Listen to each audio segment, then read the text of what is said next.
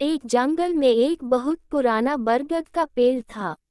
उस पेड़ पर घोंसला बनाकर एक कौवा कौवी का जोड़ा रहता था। उसी पेड़ के खोखले तने में कहीं से आकर एक दुष्ट सर्प रहने लगा। हर वर्ष मौसम आने पर कौवी घोंसले में अंडे देती और दुष्ट सर्प मौका पाकर उनके घोंसले में जाकर अंडे खा जाता। एक बार जब कौवा व कौवी जल्दी भोजन पाकर शीघ्र ही लौट आए तो उन्होंने उस दुष्ट सर्प को अपने घोंसले में रखे अंडों पर झपकते देखा। अंडे खाकर सर्प चला गया। कौवे ने कौवी को ढांढस बंधाया, प्रिय, हिम्मत रखो, अब हमें शत्रु का पता चल गया है, कुछ उपाय भी सोच लेंगे।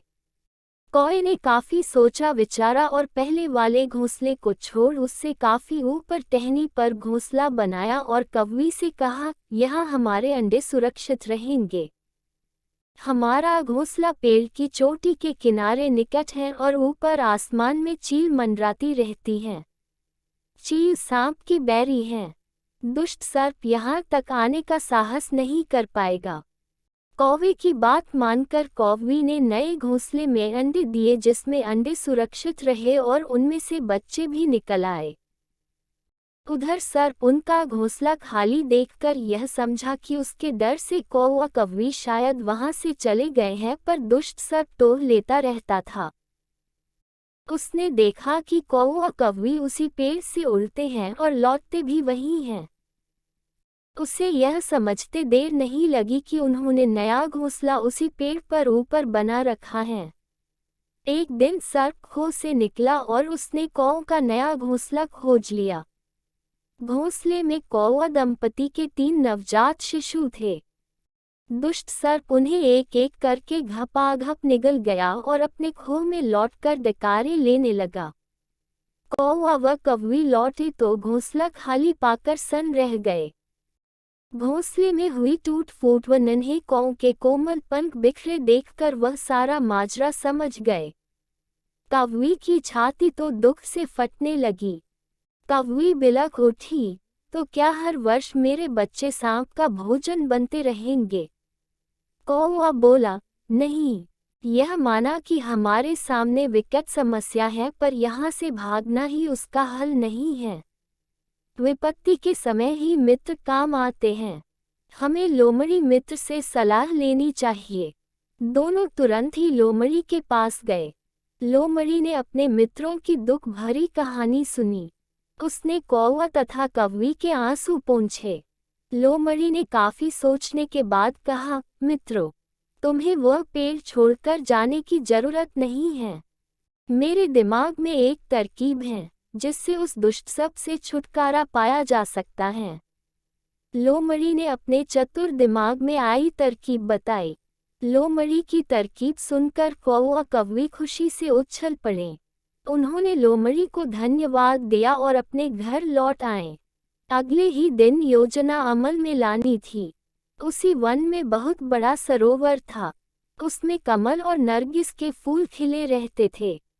हर मंगलवार को उस प्रदेश की राजकुमारी अपनी सहेलियों के साथ वहां जल क्रीड़ा करने आती थी। उनके साथ अंगरक्षक तथा सैनिक भी आते थे। इस बार राजकुमारी आई और सरोवर में स्नान करने जल में उतरी तो योजना के अनुसार कौवा उल्टा हुआ वहां आया। उसने सरोवर तट पर राजकुमारी तथा उसकी सहेलियों द्वारा उतार कर रखे गए कपड़ों व आभूषणों पर नजर डाली। कपड़े के ऊपर राजकुमारी का प्रिय हीरे व मोतियों का विलक्षण हार रखा था। कौवी ने राजकुमारी तथा सहेलियों का ध्यान अपनी ओर आकर्षित करने के लिए कांव कांव का शोर मचाया। जब सबकी नजर उसकी ओर घूमी तो कौवा राजकुमारी का हार चोंच में दबाकर ऊपर उड़ गया। सभी सहेलियां चीखीं, देखो देखो, वह राजकुमारी का हार उठाकर ले जा रहा है। सैनिकों ने ऊपर देखा तो सचमुच एक कौवा हार लेकर धीरे धीरे उड़ता जा रहा था। सैनिक उसी दिशा में दौड़ने लगे। कौवा सैनिकों को अपने पीछे लगाकर धीरे धीरे उड़ता हुआ उसी पेड़ की ओर ले आया। जब सैनिक कुछ ही दूर रह गए तो कौवे ने राजकुमारी का हार इस प्रकार गिराया कि वह सांप वाले खोह के भीतर जा गिरा। सैनिक दौड़कर खोह के पास पहुंचे। उनके सरदार ने खोह के भीतर झांका। उसने वहां हार और उसके पास में ही एक काले सर्प को कुंडली मारे देखा। वह चिल्लाया, पीछे हटो, अंदर एक नाग है। सरदार ने खोह के भीतर भाला मारा। सर्प घायल हुआ और फुफकारता हुआ बाहर निकला। जैसे ही वह बाहर आया, सैनिकों ने भालों से उसके टुकड़े टुकड़े कर डाले। इस कहानी से हमें ये सीख मिलती है कि सूझबूझ का उपयोग कर हम बड़ी से बड़ी ताकत और दुश्मन को हरा सकते हैं। दोस्तों, अगर कहानी अच्छी लगी हो तो वीडियो को लाइक व चैनल को सब्सक्राइब कर ले।